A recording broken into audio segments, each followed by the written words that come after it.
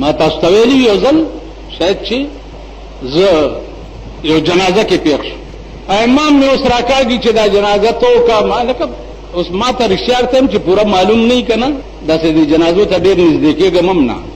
و امام مې راکاږي د خلکو مخ کې، اوس ما او دسم نو تیمم مې والے او په تیمم جنازه کیږي نه. امام به راکاږي لکه ما تیمم ویل ارسي چې بسته وکا په زور مخ کې کما خیر الله اکبر مې وې زئی مال ورکېږي. سبا له مې خیال کو چې د مړي جنازه په قبر باندې 3 ورځې پورې کیږي، که پړومبه ورځ پاتې شي نو مال چې 3 کس ځان سره بوزما او په دې قبر جنازه وکم، ځکه چې تیمم باندې جنازه نه کی. هغه سبا چې راته پته ولګېده هغه سړی اجرتي قاتلو په پیسو به مړي کول. په دې اړه کې مې وویل چې سم کار مې کړی چې په اودس کې مې جنازه نه ده کړې، د دې ډله جنازه کوم ځای کې ده. نن دا ظلم ستا په ملک شته او د دا قسمه ظالمانو سپورټ مرګرتیا داغي تربیت داغي پرورش قسم په خدای دومره ګیرو والا کولو پټکو والا سپینو پټکو والا هغه د ظلم پیسې چې بیا مال جمعه تراشي شکرانه شي پیر صاحب لچ ورشي نظرانه شي، هغه کم ظلم دی چې نن په پاکستان کې نکی کم ظلم دی.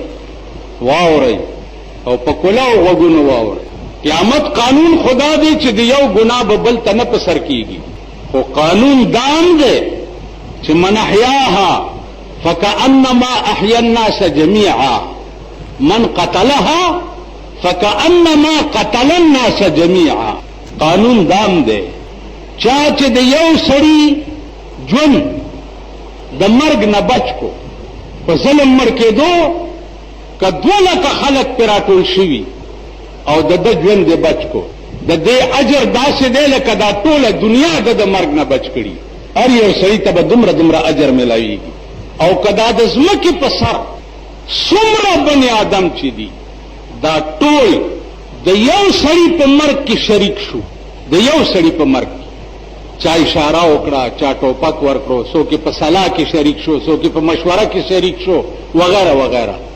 نو دا داسې دی لکه دا ټوله دنیا دی یو سړي قتل کړي، هر یو ته به دومره سزا ملاویږي.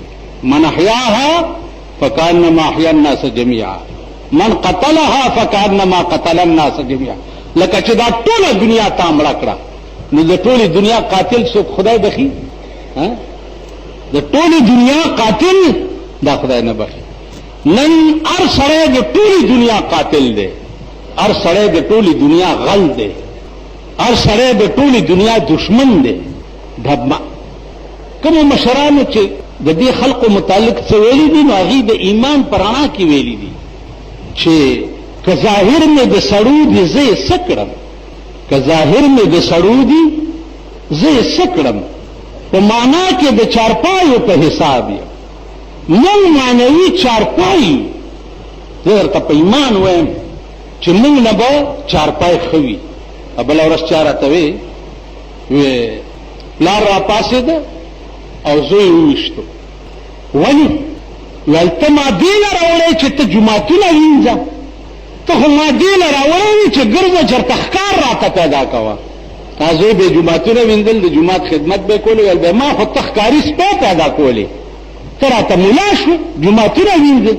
ټوپک یې راوغوستو غړاز ویې ویشته او مړې. پلار زوی ته دا تربیت ورکوي. زما عزیزانو عرض مې دا و چې د انسانیت خو موږ نه بوی ختم شو، بوی انسانان نه یو. خدای خبر چې په قیامت کې به موږ د سپو په صف کې ولاړ یو که د خرونو په صف کې به ولاړ یو، او ډېر خلق به داسې چې د خنزیرانو په صف کې به ولاړ یو. د خنزیر په صف کې به هغه سړی ولاړ یو د خنزیر په شکل کې. دنیا کې خدای دا سزا دې بني آدمو ته ورکړې ده. د موسی علیه السلام قوم چې څه وخت کې بیزوګان شو نو خیره وکړه قوم ته چې کونو قردتن خاسئین، زی خدایم بیزوګان کا. نو د موسی علیه السلام ټول قوم چې دی هغه بیزوګان شو، او سپینګیري چې دی هغه پکې د خنزیر په شکل شو، سپینګیري پکې خنزیران شو. نو موسی علیه السلام خدای پاک ته وایي چې یا الله دا ځوانان که بیزوګان شو خو دی خو جرم کړی د سپینګیرو څه ګناه کړې وه چې دا د خنزیر په شکل شو. وای وای څه ورځې زم داسې خپه وم چې د دې سپینګیرو څه ګناه وه، خو چې د کومې زمانې خپلې زمانې دا سپینګیري مې ولیده په باړه کې مې یو جرګه کوله، سپینګیري را پاسې د ماته چې ملا صاحب چې موږ حق نه ونه باسه حق څه شی لاره یې تختولې وه، لاره یې تختولې وه ای بیا په پیسې پرې خوا نو چې ملا صاحب موږ حق نه ونه باسه دومره ګیرو والا راته. بس ما چې داسې سوچ وکړم موسی علیه السلام اسې دې پوښتنه کوله د خدای پاک نه چې دې سپینګیرو څه ګناه کړې وه، راشه دا سپینګیري وګوره عقل به دې وخوځي چې دې خلکو سره دې د دنیا لین دین پېښ شي او د دنیا واسطه دې ورسره پېښه شي، عقل به دې وخوځي. ای خدایه دا خلق بم ته پرېږدې که دا خلق بم جنت ته ځي. زما عزیزانو ډېر سوچ کوئ، دنیا د پاره نه یې پیدا، دنیا کې آخرت د پاره پیدا یې.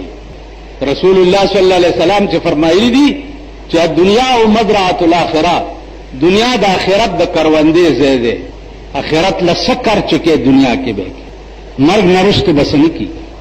نو زما اصل غرض ته دی هغه دا و چې هر یو سړی ته په 24 غنټو کې یو غنټه په خپل انجام باندې سوچ پکار دی چې انجام به مې صحیح، زه به کم خوازم، دا چې ته کم خوا روان یې دې ته ابوبکر هم حیرانو، دې ته عمر هم حیرانو، دې ته عثمان هم حیرانو چې دا مونږ به کم خوازو، کم طرف ته بزو.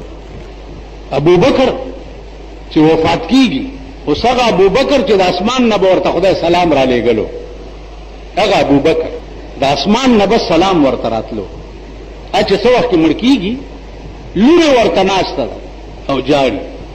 ابوبکر صدیق ورته وایي چې بچیه ته ولې جاړې؟ جړه خو ما ته پکار ده چې داسې کور ته روان یم چې کور مې وړاندې لیدلی نه دی. کور کم یو دی؟ ورځئ به که نه لا چېرته تاسو لاسه لیدلي چې قبر له به ځئ؟ بعضې سړی وویل لکه مرګ بیا موږ لاسه لیدلي هم نه دي، بیا هم مړ کې ما دغسې به لیدلي هم نه یو ټک به دي شي چې داسې خړ مخ به پروت دی. قلمی او کتابو اتفاقی مې ولیدو، نو هغې کې لیکلي چې یو سړی چې هدیرې ته لاړ شي او په هدیره کې د آیات کرسي ووایي، څه شی ووایي؟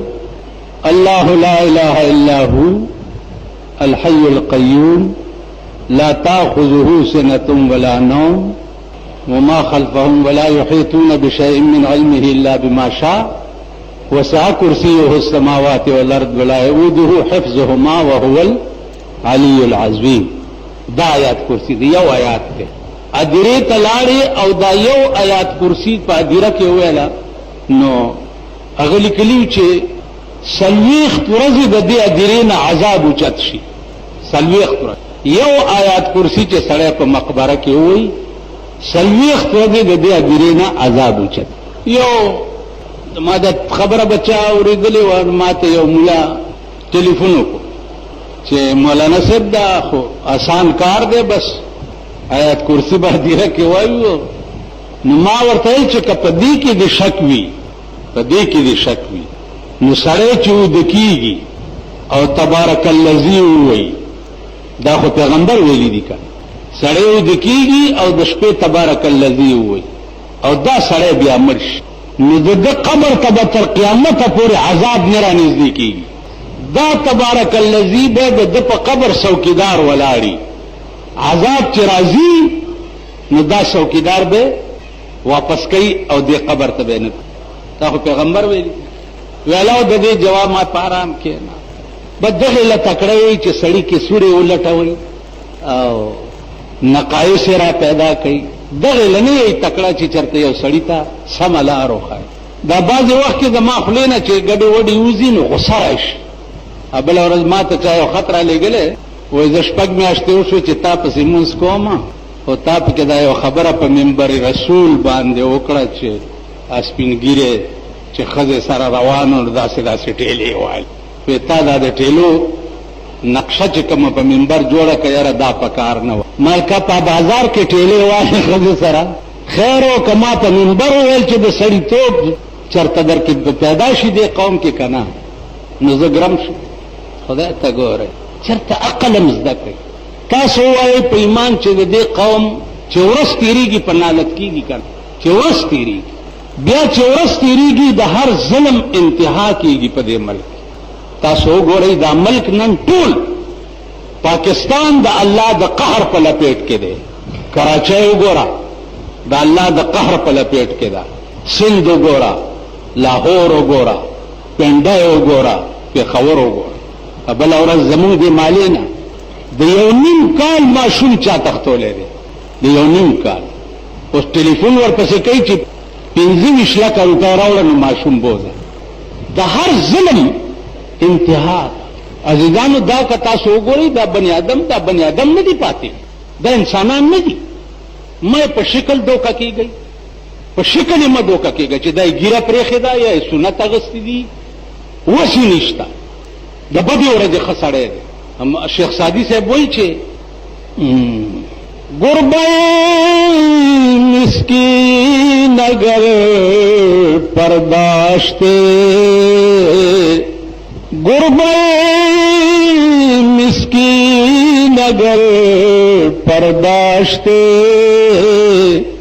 تخم گنجشک از هوا برداشت نه دا ماشوم خبره چې ما وکړه دا ویا دلته اعلان وکړه که چاته مهرباني وکړي چاته معلوم یو نیم کال ماشوم شیخ سعدي صاحب وایي چې د غریبي پیشو که چرته وزرې لرلې نو په هوا کې به د مارغانو بیړه تباه کړی اوس دې له خو تاسو هم لږ سوچ وکئ پیشو پېژنئ پلته یې ووه داسې ناستې لکه چې چا روټۍ له راغوښتې نو پیشو پېژنئ که دې پیشو له دې وزرې ولګولې چې دا پیشو په هوا داسې الوتا په دې هوا کې به یو مارغه ژوندی پاتې شي موږ هغه زړې پیشوګانې یو وزرې هم نشته که وزرې راته ولګېدې په هېڅ ګناه په هېڅ جرم په هېڅ ظلم به مونږ صرفوو